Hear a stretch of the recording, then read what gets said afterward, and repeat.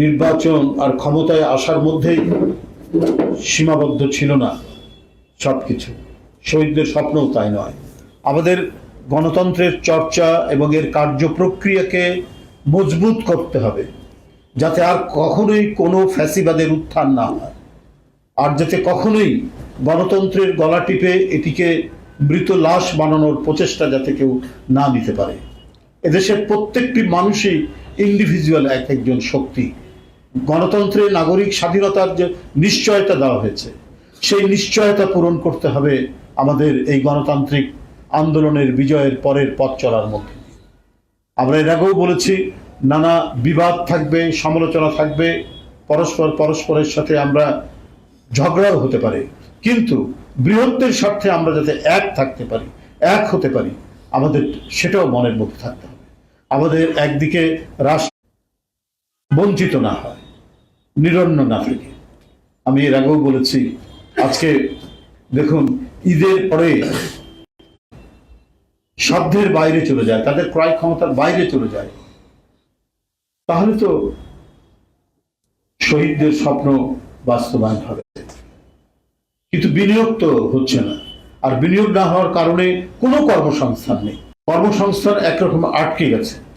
তো মানুষ যদি বেকার থাকে, মানুষ যদি তার প্রয়োজনীয় দেশ, জাতি এবং তাদের বেঁচে থাকা, তাদের জীবনযাপন এবং একটু উন্নততর সুখী বাংলাদেশ, এটাই হচ্ছে জুলাই আগস্টের শহীদদের মূল প্রেরণা।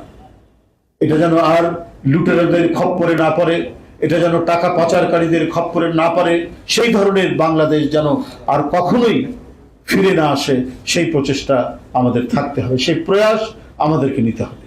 এই দেশ, এই দেশবাসী, এই দেশ এই জনগণের স্বার্থকে সর্বোচ্চ অগ্রাধিকার দিয়েই আমাদেরকে কাজ করে যেতে হবে। একজন নেতা একটি হিন্দু পরিবারে গিয়ে যে অপকর্মটি করেছে, আমার মুখ দিয়ে বলতেও সেটা ঘৃণা লাগছে, সেটা আমাদের দলের নামে চাপিয়ে দেওয়ার চেষ্টা করছে। এই ধরনের ঘটনা তারা আরও বিভিন্ন জায়গায় করেছে, এবং যার প্রমাণ তো একটা নয়। আপনারা দেখেছেন শেখ হাসিনা পালিয়ে গেছে, কিন্তু দোসররা যে ভিতরে আছে, প্রশাসনে আছে, বিভিন্ন সেক্টরে আছে, এবং তৃণমূলে সমাজের মধ্যেও তারা অবস্থান নিয়ে আছে বলেই আপনার মাত্র কয়েকদিন পর, 5ই আগস্টের কয়েকদিন পর স্বেচ্ছাসেবক দলের কি দপ্তর সম্পাদক না, তাকে আপনার হত্যা করেছে গোপালগঞ্জে, ক্রীড়া সম্পাদক, তাকে হত্যা করেছে গোপালগঞ্জে।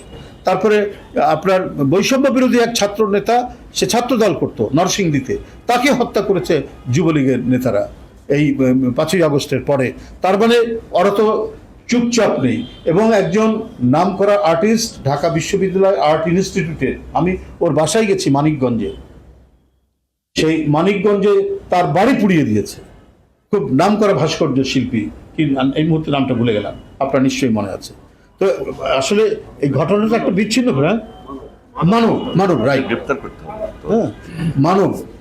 তো সেই তার বাড়ি পুড়িয়ে দিয়েছে এই দোসররা। তো সুতরাং ঘটনা তো এইটা একটা না যে হঠাৎ করে হয়েছে, ওরা তো একটা নেটওয়ার্ক গড়ে তোলার চেষ্টা করছে, এবং এই নেটওয়ার্ক ভাঙার দায়িত্ব হচ্ছে অন্তর্বর্তীকালীন সরকারের। আমরা বারবার বলেছি, আমাদের দলের নেতৃবৃন্দ এবং অন্যান্য গণতন্ত্রকামী রাজনৈতিক দল প্রতিনিয়ত, প্রতি মুহূর্তে আপনার এই কথা বলেছে যে প্রশাসনের মধ্যে নানা জায়গায় দোসররা আছে, আপনার দোসরদেরকে গ্রেপ্তার করুন, আইনের আওতায় নিয়ে আসুন, নিয়ে এসে তাদের বিচার করুন। কিন্তু সেটা না করার কারণে, সেটা মানে ধীরগতি হওয়ার কারণে আজকে তারা সাহস পাচ্ছে এবং এই ধরনের একটা জঘন্য অপকর্মে তারা মেতে উঠেছে, এবং তারা এই ধরনের মানে জঘন্য অপরাধ করে সেটা আবার চাপিয়ে দেওয়ার মতো দুঃসাহস দেখাচ্ছে।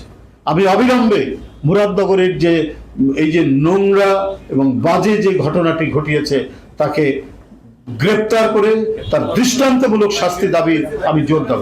গ্রেপ্তার হয়েছে, ও তাহলে ওর এখন বিচার করে তার দৃষ্টান্তমূলক শাস্তি দিতে হবে, এবং দিয়ে জনগণকে দেখাতে হবে যে এই সরকার যথাযথভাবে কাজ করছে।